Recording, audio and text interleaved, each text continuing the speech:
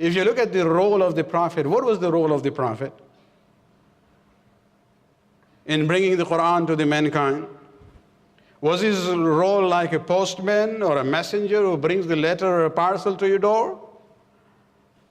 Doesn't even know who was the sender, probably doesn't even know you, the receiver, and definitely doesn't even know what is in the letter or the parcel. Was Rasulullah a postman like that? That he brought the message of Allah, from Allah to the people, and he said, this is it, I have nothing to do with it. You just read on your own and decide on your own. No. The Quran and the Prophet cannot be separated from one another. His words and his actions are actually extension of the Quran. A very beautiful way of describing this is what once my teacher, the Grand Ayatollah Wahid Khurasani, he said, when God's message is contracted, it takes the form of the Quran.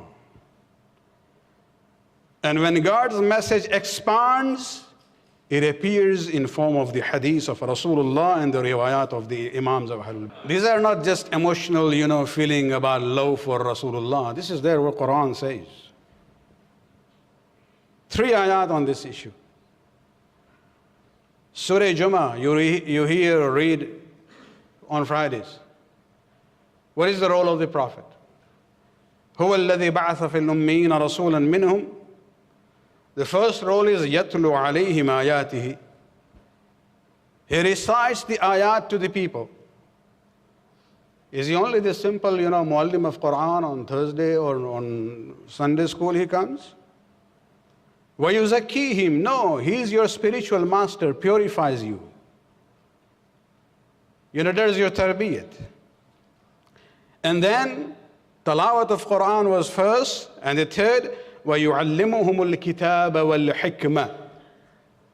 Muhammad teaches them the book.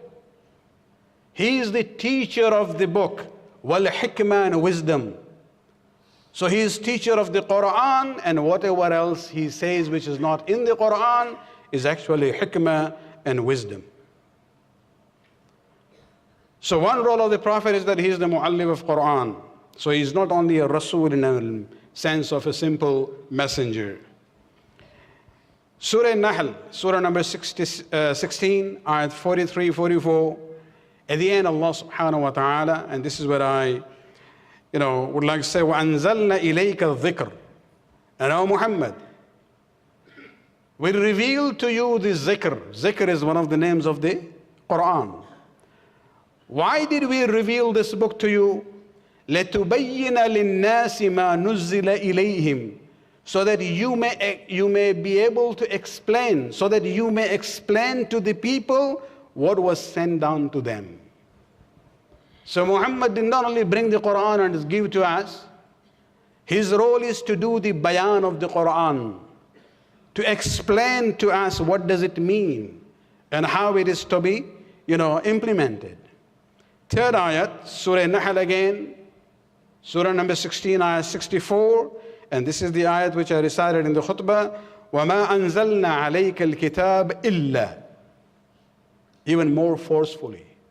The literal meaning would be that we have not sent down on you the book, illa, except for one reason. For what? لِتُبَيِّنَ لَهُمُ الَّذِي اخْتَلَفَ فِيهِ.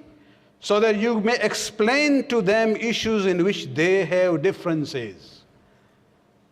Quran did not come to create diversity among Muslims.